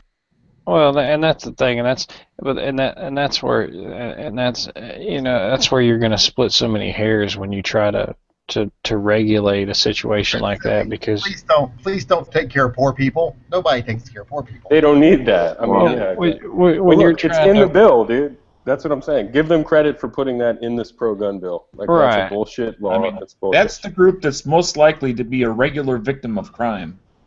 I got a video coming out tonight about how the left wing is throwing a fit because remember that Texas politician Wendy Davis, I think her name was, who was did the filibuster against the abortion thing and everything, and everyone, she was the darling of the Democratic Party, darling of the left, and now she's running for governor. Well, she has endorsed an open carry bill in Texas, and the people that were, that she was their darling golden child a couple of weeks ago are now like, what's wrong with her? What is she thinking? I'm like, haha. Good luck. You can't win. You can't get elected. I mean, unless you pull people towards you. Well, that's the thing. They're like, well, why is she doing that? Because that's not going to pull any conservative vote to her, and it's not. It's not going to pull any conservative vote. Anybody that would win over is already going to vote for the guy on the other side. So they're like, what is she thinking? And I'm like, well, maybe she is thinking. Maybe that's the problem. The people in the middle that might be pro-gun, but people in the middle were already going to vote for her anyway. Yeah, people aren't down with another Rick Perry. I mean, George Bush and Rick Perry for all these years. I mean, unless you're really hardcore conservative, Greg Abbott, who wants to be governor. You don't think Dewhurst has it in the bag? I don't like old farts being governor. Well, not still, to be sexist, he was the he's the, what do you call it, the assistant governor or something like that. I was at that gun show not too long ago. The guy came up to me. He's like, "Hey, you wanna get you to support Abbott?" And he was like, "Wasn't he the Attorney General?" Well, he is the Attorney General. And then fuck him. And they're like, "What's your problem with that?" I pay child support. I'm sorry. No, I don't like Attorney Generals. So laughing. Not to be sexist, but is it just me, or does it seem like there's been a major influx of women politicians here in the last decade? I mean, is that just... I think it all started with Margaret Thatcher. And then I mean, the person who ran for vice president. And I'm not, because obviously people are people. There's women Mondale. There's women that are way more intelligent, more way more educated than myself, and I'm not taking that away from them. But the fact remains that I still believe that women are more emotionally based thinkers than analytical thinkers. I think that's a genetic predisposition, and I don't necessarily think that that's a good thing. When it might not even just be politics, because actually, even in the private it's actually kind of the opposite, and that's why they have found in the military that women make better officers under stress than men do, because women don't panic and think with their they don't think with their dick and their ego. They analyze it, and women are very analytical. And I know what you mean, Stone Guy. I couldn't agree more. I mean, 51% of this country are women. I think they need all old white guys to make these decisions for them. I don't think their input is necessary at all. I mean, I would just say it's not just politics; it's the private sector too, and more women CEOs than ever, and that's why when they talk about this, like the war on women and women's pay equality, and it's all, to me, it's kind of a joke, because a job is a job. They don't ask, okay, well, you're a woman, so we're going to pay you less. I mean, when do they do that? Isn't that illegal already? So I don't know. Yeah, I mean, I've never been witness to that, but I've worked for some good companies, and most of my bosses have been women. Oh yeah, I've worked for so many. Yeah. So many women. Hey, G-Webs. A hard time working with ball busting women. No, I don't like ball busting women. I love that. Dude, whenever you got one of those ball busters who wants to prove that they're more aggressive than men, and they always want to single that one guy in the crowd, like, hey, you got a big old pair of nuts on him. I think I'll crush him. And I ended up being that guy. Yeah, I was that guy too. Really? That's how you see that situation in your mind? They chose you because you were the guy with the biggest nuts in the crowd? They didn't take long to go after me, but I mean, then again, I'm not saying like I'm perfect by any means. That's got to be the obvious reason right there. See what he doesn't tell you is You were just too man. It couldn't be that he was lazy or bad at his job or anything. It was because he had the biggest nuts in the group. That's right. He was too manly for them. A threat. I drag my nuts on the ground every day. Yeah, I was one at one point. I was one of 3 employees, and the woman was the boss, and there was only 3 of us, so she busted all of our fucking balls. There's nothing you can do. But ball busting person, what are you gonna do? Really quickly, Dano, no, I wasn't loading it like front to back, like that guy did. Okay, I was like pushing it one at a time in the middle, which was starting to get really difficult as time goes by and as the mags get dirtier. Trying to figure out why you put that link there. I put that link there because I'm thinking about using that next time. Oh. That Uplula. Yeah, Uplula makes a great reloader. I personally don't use them just because I find them a little cumbersome, but there's a ton of competition shooters that use them religiously. What's cool is they'll empty a mag safely in like 2 seconds too. Yeah. I wasn't aware that there was a rifle Upula for like a while, but I have 2 of the pistol ones. Hey, Upula. And Upula! Mother. There's everything now. There's even a 22 Upula. I mean, there's been a 25 Upula. When you get a brand new magazine, those things are worth their weight in gold. Well, dude, yeah. If you shoot, yeah. You know what's fucked up is that I brought one with me to that class that I took, and I used it for like half of the class. And for some reason, I just I was in such a rush. I feel like it's more painful, but it is faster for me to just do it the regular way. Although it's less comfortable. Pistol mags were easy to load in that class. I had no problems with pistol mags. I was topped off all the time with pistol mags. But like I said, the AK mags was taking a while. I don't know if mags are easier to load. Well, let me ask you this, because pistol class was intense. I do not. I've never owned an AK, and I've never loaded an AK magazine. And so, but I know an AR magazine is probably one of the easiest magazines to load. I mean, you just push straight down. Anything's easy to load once. Now do it. How many rounds do you shoot? 600? Do it a long time. I had no problem doing it for the first 4 times I was loading it, but my hands were like really clean. Yeah. Well, no. I guess what I was getting at, is it a different manual of arms to load an AK mag? I mean, is there a different angle or anything? No, they're the same thing. It's fairly similar. It's probably a little easier because everything's bigger. It's not a little tiny 22 round. My limited experience. One thing about the AK mag is, maybe it's just me. If you have the mag angled like towards the ground, the last round you just loaded, when you push down with the next round, will go down and fuck everything up, right? Apparently, Magpul has solved that issue. So I'm that's cool. Yeah, that's cool. So what I do now is I just kind of have the mag. Did you see anybody with Magpul AK mags out there? No, mostly steel stuff. No, steel and Tapcos. But according to Yeager, Tapcos are Crapcos. I wonder why he would say something. I wonder why he'd say an $8 magazine with no metal in it would be crap. What do you call this? And all those people who use every year. One of them, I think I wore mine down because of all the, the forcing it into the rifle and stress. What I found works really well is I've been training my 8-year-old. I make him load mags every day. That way I can take him to the range, and I'm like, mag boy.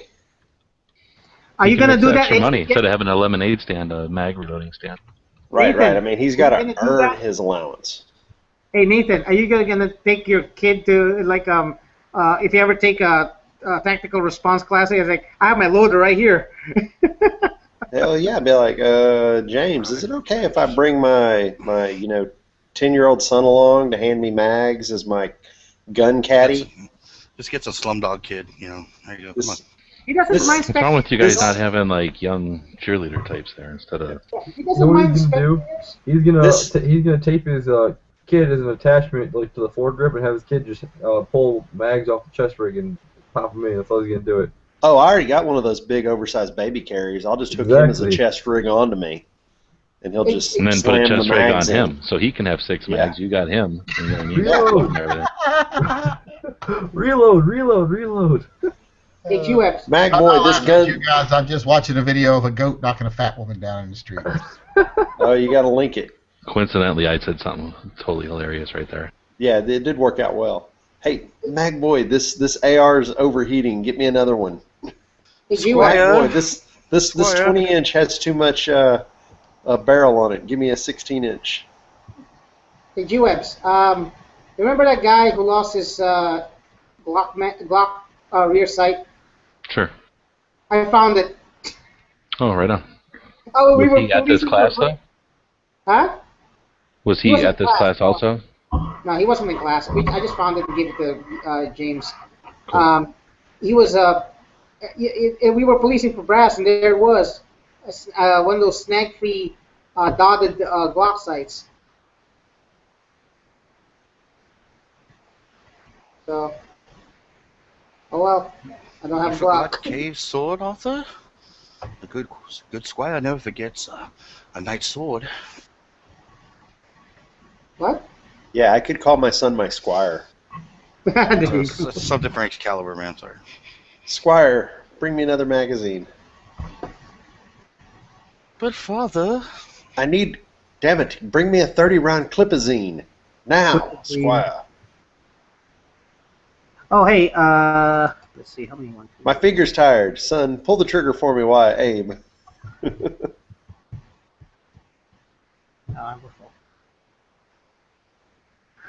But yeah, it was I had fun despite the fact that I did not sit down for 8 hours. When I get tired, I make my son stand in front of me and I use his head as a forerest. Dad, it's really loud near the end of the barrel. Shut up.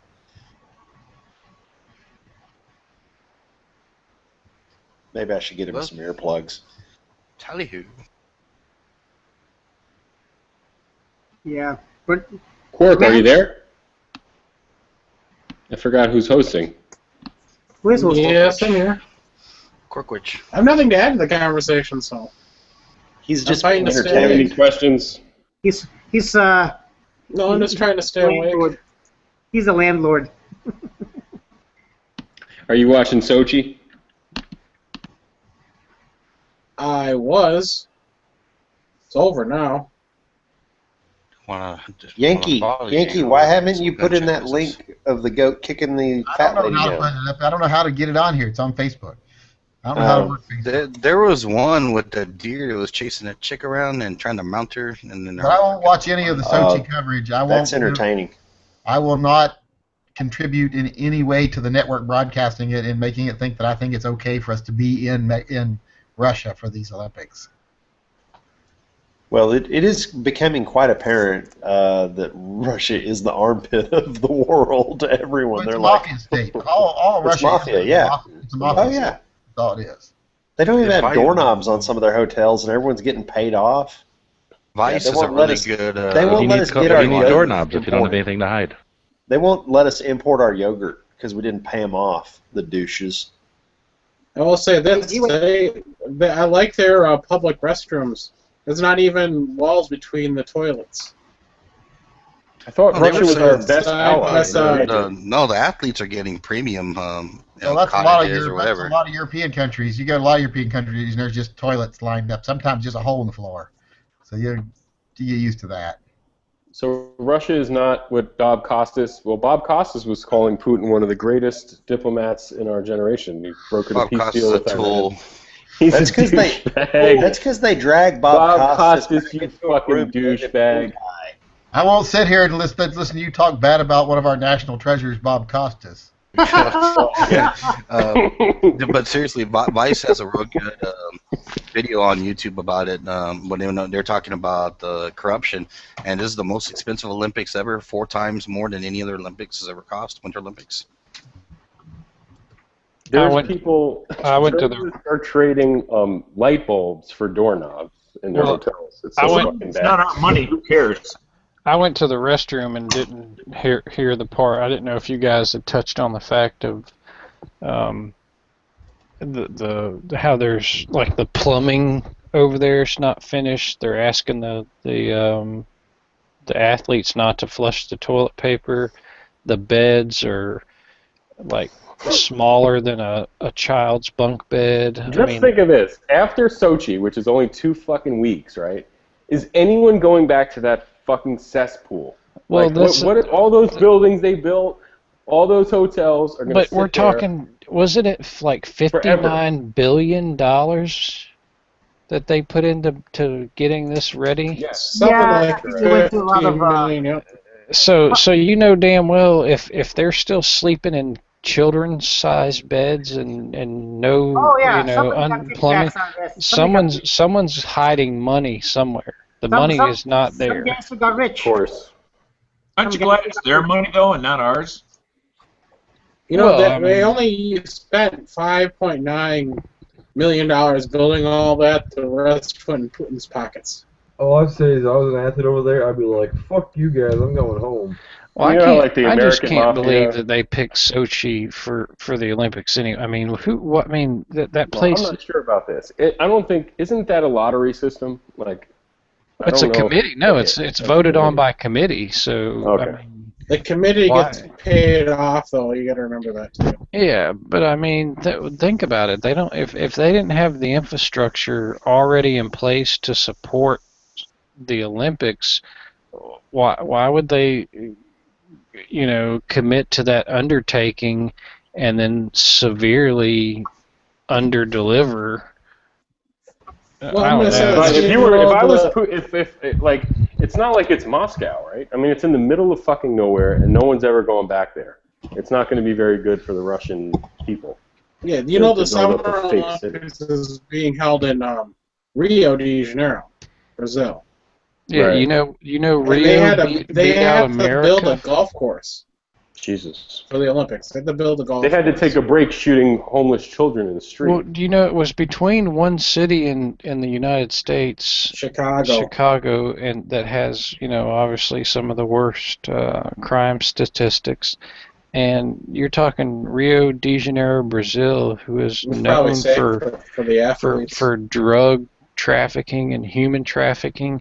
And what does that say that a committee would pick a drug-riddled human trafficking All right. Well, aren't the country Olympics over gonna come the? in and add a bunch of new infrastructure and hopefully make a place better and give it a place that they can use in the future Right. after That's the my Olympics? point. I Well, don't think that's so. true. It That is- didn't that's happen. most So cities it's and only countries. supposed to go to Paris and places where they don't need it, is what I'm saying. I mean, why shouldn't it go to places where they can use the infrastructure they're going to build for it?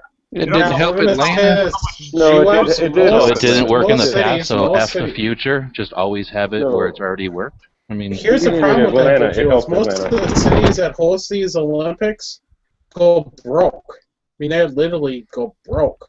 I mean, Los I'm sure Angeles this didn't might didn't have go broke, nothing I to Greece. don't do with it. think. Did Look at Los Greece. Angeles go broke? Greece. Yeah, for a long time. Well, they go into debt. That's only because of the Olympics, right? It has nothing to do with any of their other social bullshit. It's only because of the Olympics? Come on. You can pick it's a major data contributor to it, but the buildings go unused.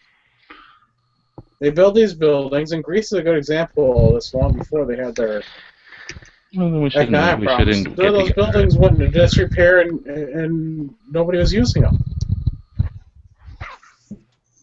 Yeah, my whole point was that Sochi is not really going to benefit from this after this is done because it's not really a tourist attraction in any way.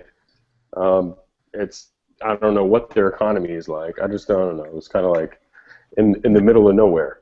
How's Sarajevo? They spend so much money building the infrastructure, the buildings, the hotels, the stadiums, all that shit. And when the Olympics are over, it's going to be. And on the grand scale of the town. world, are these things even consequential? I'm saying. Well, look at Maybe Sarajevo and how well they're doing these days. Who? Sarajevo.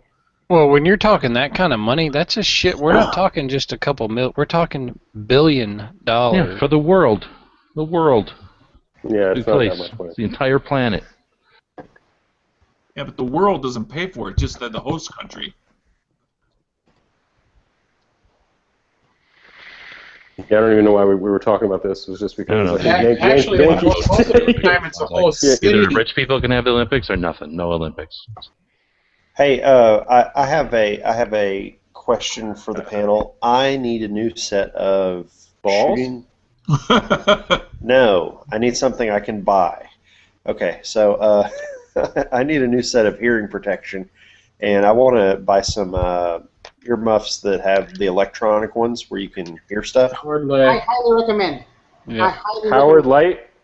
Howard That Light really wants it. Yeah. Those are the cheaper ones, like they're $45 or whatever. That's what I was about to ask, because I'm looking here at Academy, and those, I like the look of them the best. They have a $59.99 pair, which must be the slightly better than the $45 pair. Okay, well, here's one thing you got to think about. They have two pair of Howard Lights now. One is kind of a slim profile, and that might help you when you're shooting like a rifle. And then they have these really big honking, things on your ears, like gigantic air traffic. Hold on, I'm reading a newspaper. Let me open this. Oh, cool. And then I think there's another brand. Peltor makes one that's supposed to be really good, but they're a little bit more expensive. These look to be the thin profile ones. Probably that's why they're more expensive. The thin profile ones, I think I'd prefer for rifle shooting because that's mainly what I use it for. Yeah, I bought a pair of those. I couldn't be more happy with them.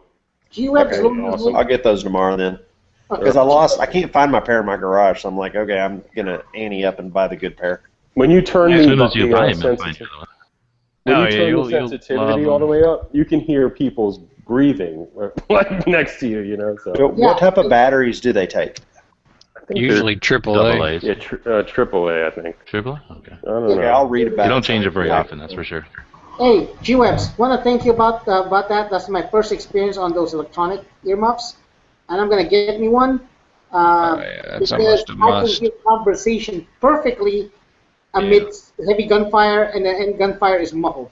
Right, yeah, and then if you were on one of those bays at Casa Grande, you'd be able to hear if somebody was screwing around in the other bay or up on a berm or something. Yeah, electronics are almost a must. But the thing I don't get is, and I guess I just, kind of cynical in the fact of, like those Howard Lights that I think are completely sufficient for $60, and then you got some out there that are like $300 and $400, and it's like, is there really that much difference? Yeah, the difference between a Toyota and a Cadillac.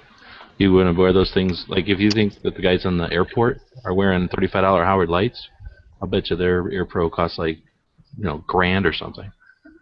So if they're wearing them every day to keep airplane noise from killing them. Yeah. So the Peltors and the others are meant for flight crews. So they're meant for guys in helicopters talking to each other.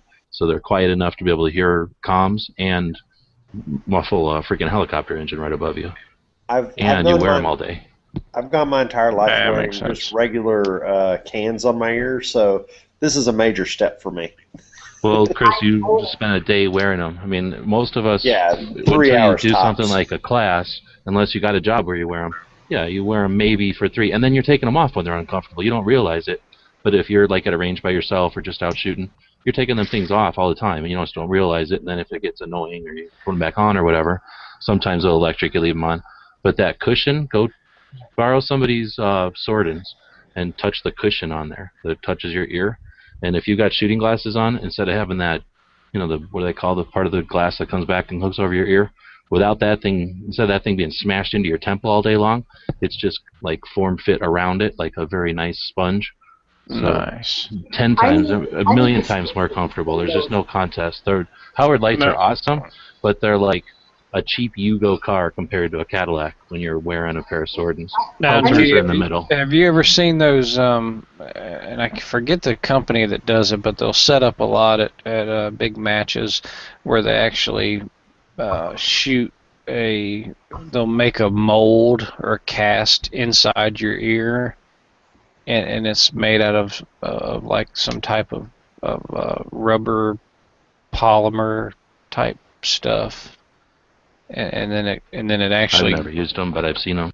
You see what I'm talking about? Like it goes like deep into your ear canal, and a lot of guys are using those, and then now they've started integrating the microphone aspect into them, but and they're they're $300-400, but just like you said, they're the last match I was at down in Alabama, that's next to a big military base, and there was a chopper pilot that said these things are like he won't fly without them now because they're so good. They block out so much noise because they're actually form fitted into the ear canal. But it's basically like a putty type substance that they squirt into your ear, and then it solidifies and make so it's made just for you. It's like a Shop around, Nathan, because I saw like. Sounds like it's gonna mess I with just your wanna pressure, tell though, your Nathan equilibrium. Nathan, those Howard lights can go from anywhere between like 49 to like 69. So just shop around. Yeah, I'm looking at it right now, but I'm blown away because if I'm not mistaken, Cabela's has them $10 cheaper than Academy. I never see that. Maybe. Cabela's is always more expensive. Hello. Hello? No, Who here's the fuck is calling me? I'm in a chat right now. God damn it. What do you call this? That's The one thing I don't like about wearing that headset all day, and it's and being I don't have to take it off because I can hear perfectly, is that it is squeezing my glasses. It was squeezing my temple was being squeezed all day long, so I have to grin and bear a lot of pain in that glass.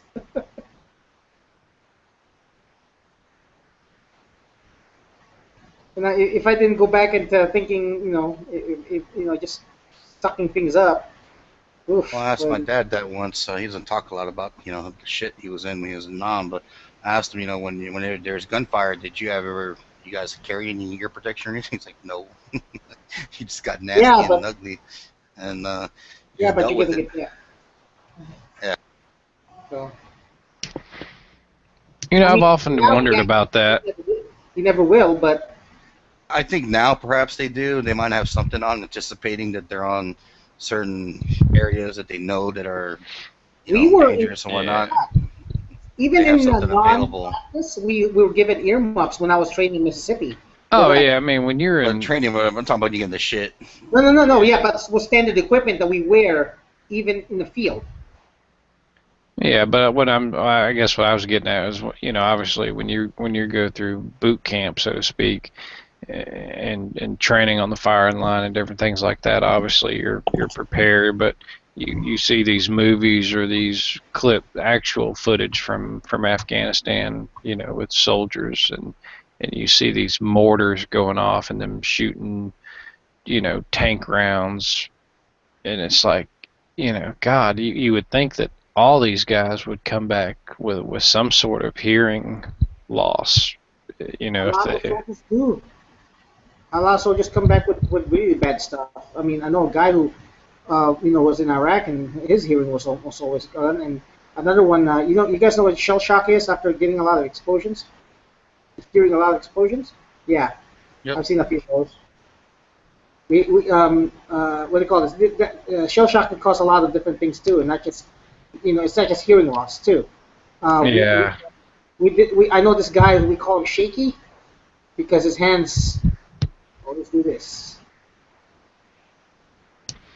Yeah, I had, like I said, a couple weeks ago, I had that tinnitus for about 2 months from some gunshots that I was just stupid not using ear protection like I should have been, and that was like the worst aggravating, ringing, buzzing, humming noise. I mean, that like drive you batshit crazy, and I can't imagine, a soldier that, maybe has to deal with that forever because of the you know, the situations they were in where they didn't have time to do your, you know, to put in ear protection, or just the constant exposure, you know, that damage their ears, where they hear that ringing all the time.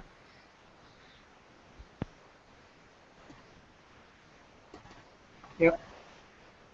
I'm kind of like ringing right now. Even with the headset was great. It keeps a ping, but right now I can actually hear ringing because of all the gunfire I experienced today.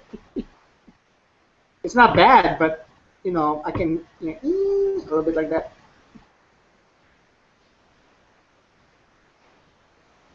And another thing that what that guy with the just right carbine had, carbines are very silent. Pistol caliber carbines. Anybody running a can out there? No. Well, nobody. What do you call this? You know, we probably would have been discouraged because we were encouraged to do the reloads. So that would have been bothersome to have a can. I mean, like a suppressor. No, sorry, not that can. No cans. No, all muzzle brakes. So, but in addition, so no beta mags either, then, huh? Yeah, no beta mags, no drums, nothing like that. The only 4 calibers were used: 5.45s, 5.56s, 7.62s, and 9mm. So, predominantly, what was the most popular platform? I mean, was it too divided to ARs. lean? ARs was actually at least maybe by 1 or 2 over. The AK-47s after, and then a good amount. I mean, like a lot of them had 74s. There was amazingly at least maybe a third of the class had 70. A little bit over under a third of the class had 74s. This high school 18-year-old high school kid had a freaking Polish Tantal. Like, will your mom buy you that? And then as far as pistols, do you know, especially people that know James and know his history with Glocks, do you find that most people bring a Glock for their pistol, or do they bring whatever? Yeah, a good number of people, mostly Glocks. There was a guy with an SD9 actually. Is there any 1911s? No 1911s. No, I would have known. Trust me, and Yeager would have said something. But yeah, no 1911s. He always said he welcomes anybody to go and try to, you know, complete this course 1911 and prove him wrong. Yeah, but he didn't. We would not say disallow it. He would have ragged on the guy. Yeah, I think he's got a standing bet that if anybody brings a 1911 that finishes his course, he'll give him the next one free or something. Yeah, he ragged on a guy with he kept ragging, you know, the Tabor guy. So anything that he's mentioned on his video before, bullpups, 1911s, anything like that, he would, you know, make a spectacle out of it.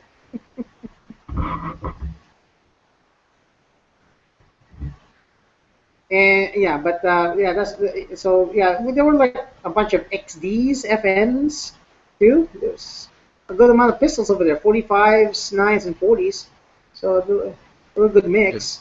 Tavor's cool, but I like the Steyr AUG a little bit better in my opinion. That's at least the way it looks. I've never shot either. I like the design. Yeah, aesthetically, I like the look of the AUG more than the Tavor. Shit, the AUG was made in the early 70s, man. When it was originally designed. So that's really way ahead of its time. Like I said, that was a curse of it, is that nobody could really dig it because it looked like a damn laser gun.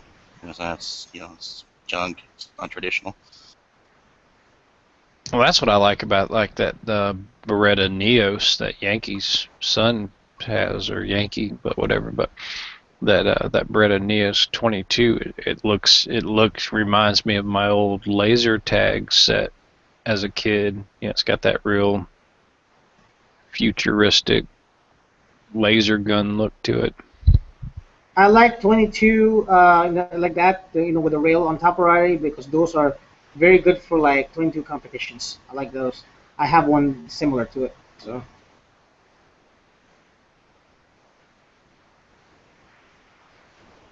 Sure. Okay. Surefire makes earplugs that go with your go in your ears, and it's cheap, $15. Okay. Yeah, I've tried those Surefire. They're not bad. They're good, but they're just they're like better than the foam use, but they're yeah, not. Exactly. People swear by them, but I think those are people that are already deaf from shooting. Yeah. I think those are good for doubling up. Yeah. But, well, like you said, you can use them over and over. They come with that little tin, plastic thing you can shove them back into.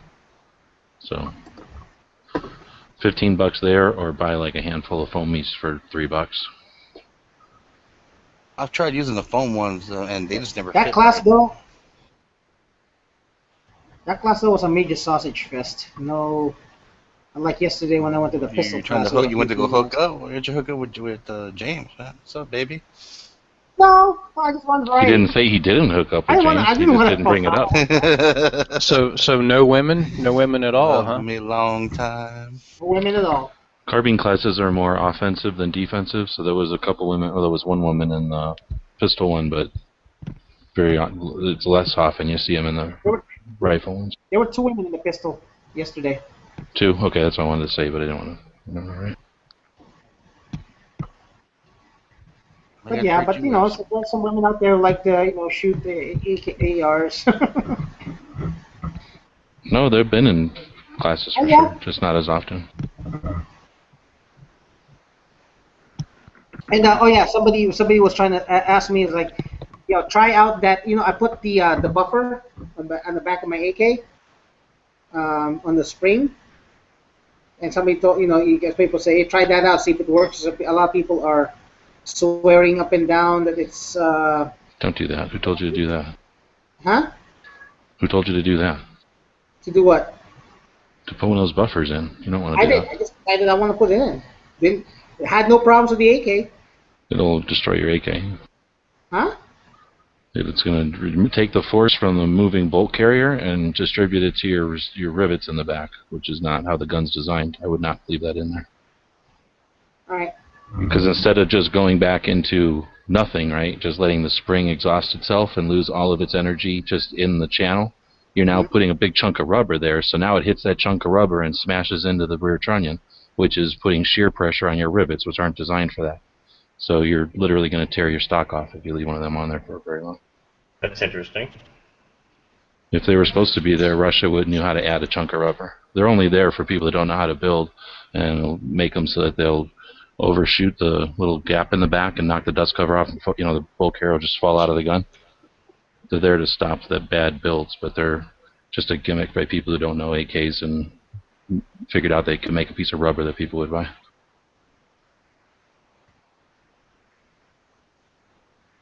All right. Well, I don't have any trouble with it. Off your nose with the rubber hose. No, and you won't. My brother ran one for a long time, but eventually they start, even if you don't have trouble with the pins, they'll start like breaking up inside your gun while you're shooting. Yeah, I'm not gonna be shooting my. I'll just probably just cut it out with the damn Dremel anyways. If I'm just gonna keep it. Just over your spring, right? Yeah. Well, yeah, I had to disassemble the spring. The spring wire assembly was hard to do. To do that, it was a bitch putting it on. So to take it off, I'm just gonna Dremel it out. Are you guys talking of something similar to the little recoil deals that they have for 1911s? Kinda, yeah. Little rubber thing. Little buffer deal things that you're supposed to put on your. Yeah. See. 1911 is a solid piece of metal where all you're gonna do is beat the rubber thing. The rubber thing has no reason to be beaten in an AK. It's going to just lose its energy behind it. Yeah, I always wondered in the 1911, like Wilson. I think I actually bought a pack on a, just being a sucker. The little blue things that fit over your guide rod, and they're supposed to help buffer your guide rod and your recoil. reduce recoil or say reduce they, impact. They take the beat down on your slide. Hey, Huck, next year, man, take your time, reserve some time. If we can save up money, we'll go. We need to go together. We need to go take a class, man. Oh, fucking A, man. I've got such big plans for classes. I've got so many that I want to go to. It's just a matter of saving up money and ammo and getting time to do it. And you know Fancy what? plans? Fancy plans, dude. I want to go to every school. I want to go to Surefire and Front Sight and Gun Sight and all of them. Tactical response, and I want to train with everybody I possibly can. Yeah, we need. What do they call this? And if you can take your what do they call this? Sub 2K there, too. Yeah, I don't think I'd want to though. It's not really meant to be run like that. Someone had an Just Right carbine, which is pretty much the same thing. Not really. Those are pretty different. I mean, No. that's a solid rifle. Yeah, I mean, that thing actually ran pretty good. The Sub 2000 is deceptive because it's really cool and everything, and they're a lot of fun to shoot, but they're a lot flimsier than they seem. I mean, they're a folding rifle. It's like comparing the Henry survival rifle to the 1022. It's a different kind of weapon. Well, we need to get you a rifle. Oh yeah, that's one of my biggest things. That's why I'm selling most of the stuff I'm selling right now, is so I can get a bigger rifle. Get a Wasser, get an AK. I haven't decided yet. It's really a matter of what I can get up here. So Yeah. I don't do a lot of traveling for guns. Yeah. You know what? J&G's like what? An hour from you? 45 minutes? Yeah, it's pretty pricey on gas when I could, in comparison. It would to have to be prices 2 here. hours from you. If you drove to what is that thing called? Camp Verde. Camp Verde. And and then it's still an hour from Camp Verde, right? Yeah. So it's a good drive either way, but Okay. even if I'm going, it's like the same. I don't look at any different. If we're going somewhere, we might as well just go to the Valley because there's more shops there. But Prescott has more shops that I like. So Yeah, we got a lot of good gun shops in Prescott. there's a few little hole in the wall places that are awesome. And they all hate J&G. Imagine. So making a bunch of these bullets, man, they're turning out pretty sweet. Bullets? I want to make hundreds of them. I just can't stop. Right on. I thought it might be a good project. Yeah. So this was the original prototype. This is a. What are you making? This is a turquoise 357 Magnum. Ooh. And what's the price on those? $10, I think, is what I'm going to sell them for. $10, 20. Come on, are you crazy? No, they're pretty easy to make for me, and I want to get them out there for a while. If I start making big, crazy ones, All right, what was that other one? This is a Mosin round with dinosaur bone. Which website you selling them off of? I haven't actually listed any of them yet. I've just put up a few pictures on Facebook and stuff. You're saying this is a Gun Channel's exclusive? Yeah, so far it is. Here's the real kicker, though. This is a live 9mm dinosaur bone. Holy shit! So if you shoot dinosaur bone into somebody, that's really going to throw CSI off. You really can't see on this camera, but it looks like Damascus. Like they have a really cool pattern to the dinosaur bone. There's like reds in it. Well, if G-Webs and I can get together on the actual casting of my silver stuff, I can send you a silver bullet that you could drill out in flat set or bead set or gypsy set. Some I'm stone actually into that. interested in buying something like that. I need diamond bullets. I'm so sick of that. Here's a 30-30, a live 30-30 turquoise. No, so you just pulling the bullets, and Yeah. when you say live, you're leaving the charge in there with. Yep, the charge and the primer are both still active, and I Oh my god, he just pointed that bullet right at his own face. If I send you a PM, can we work this out? So here's a 22 caliber sized ruby that I have. We're still talking about bullets. Nice. That I'm getting ready to make a 22 mag ruby round out of. Just don't shoot it. So Huck, if I send you a PM, can we work something out here? Absolutely, man. Just anyone interested, shoot me a PM, and I'll start writing down calibers to make and stuff. Okay. And I it's understood gonna right. be- That's $20 a bullet. We got it. Yeah, it's going to be much easier to do duds than it is to $20 shipped. to do live ones. Okay. Well, no, it'll be a different price for each kind of bullet because it's more stone and different kinds of stone and all that. So No, the bargain basement. dinosaur bones, 10 and up. dinosaur bones are really, really, really cheap. So that'll be fun. Are you using a press, or are you like using a bezel set? Ancient Chinese secret. What is he going to tell you? I'm hand fitting them and hand polishing them and stuff. They're fireable technically, but it's not something you really want to fire. No, I'm saying when you for the projectile and the brass, are you burnishing down the brass to secure it, or are you epoxying it, or? Yeah, I'm using Ancient Chinese Secrets. No, I'm basically fitting a tight friction fit, so I have to like twist and squeeze the bullet in, kind of stretch the brass a little bit, and then gluing that. Okay. So it's not as tight. You have a like a Fordham flex shaft. Yeah. Okay. Because I'm going Have to you ever heard of a chamber it and then the bullet set back. Hammer handpiece adapter? Hammer handpiece adapter. I think if I've got an extra one laying around, I'll send it to you. It's a pneumatic hammer. It's called a hammer handpiece. There's different ends you can fit on it for tapping, and it's controlled by that, by your flex shaft pedal. Awesome. And so like when I use that for bezel setting, it's just like I said, a pneumatic hammer. Yeah. And you can hammer around and bezel set, so you could like take the rim of that brass and anneal it slightly to soften it, and then hammer around whatever projectile or stone you put in it and actual bezel set it in there. Yeah, not have it just kind of friction fit. That's a good goal.